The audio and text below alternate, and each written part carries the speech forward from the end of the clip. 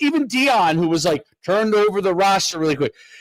It didn't take the second year he had success. He really, even though he turned it over the way he turned it over, thought it would be an immediate thing. It was really the second year that he was starting to have more success. And then after the second year, now he's got to retool it again because he's got to turn the whole entire roster over again. And he may go back to being really not good next year. And then maybe the next year he's good.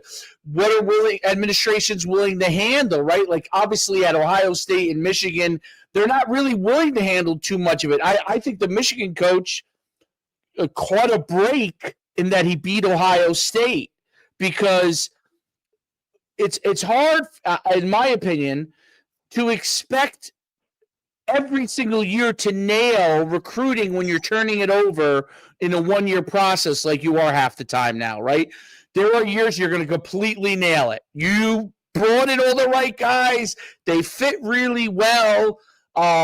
You made the right, chess moves on during the season. You play like UConn, for example, where I played at, like we do a show on them. Mora, dude, he made all the right chess moves for the most part this year. But the question is, will you make the right chess moves next year, right? So right.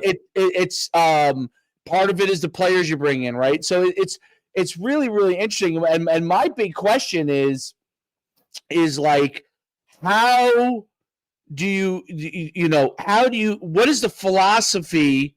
And every place might be different, but what is the philosophy when you come in? Because the word development is kind of at the highest level. Now, Division II and Division III, I